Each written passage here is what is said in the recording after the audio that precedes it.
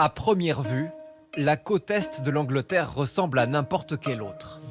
Ce qu'on ne voit pas tout de suite, c'est qu'ici la Terre recule à grande vitesse. Nous sommes retournés à plusieurs années d'intervalle sur ce même rivage. Les instantanés de cette côte qui disparaît sont saisissants. Nicola Bayles revient pour la première fois devant la maison où elle a passé plus de 20 ans. Là, c'était la chambre de ma fille. Et là, le salon. Fin janvier, elle a été forcée de la quitter en vitesse, car le bord de la falaise s'est dangereusement rapproché. Quand une partie de la falaise se décroche, ça fait trembler la maison. C'était devenu une angoisse permanente. Ça en arrivait au point où j'avais peur d'habiter ici. L'érosion ne date pas d'hier dans la région. Mais quand nous avions rencontré Nicola il y a 4 ans, elle pensait avoir bien plus de temps devant elle. La dernière étude officielle dit que je suis tranquille pour encore 25 ans. Mais c'est la nature.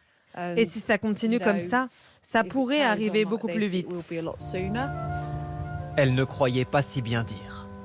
Voici le quartier de Nicola en 1999. Sa maison est ici, loin du rivage. Lors de notre visite, l'érosion avait déjà englouti des dizaines de bâtiments. Aujourd'hui, la maison de Nicola n'est plus qu'à 10 mètres de la falaise. Devant chez elle, la route autrefois bordée de maisons n'est plus qu'un cratère béant. Depuis 5 ou 6 ans, ça s'est accéléré. C'est incroyable. Avant, quand les gens me disaient « tu vas perdre ta maison », je ne les écoutais pas. Et puis, d'un seul coup, ça s'emballe et là, tu te dis « punaise, tout est parti si vite ». Sa voisine octogénaire, qui partage le même immeuble, n'a nulle part où aller. Les maisons condamnées sont invendables. Alors elle emménagera bientôt dans un mobil-home, au fond de son jardin. D'ici, je vois un petit bout de mer. Mais quand ma maison sera détruite, j'aurai une vue imprenable. Il faut voir le bon côté des choses. Les assurances ne couvrent pas le risque d'érosion côtière. Un phénomène naturel, accéléré par les tempêtes et la montée des eaux.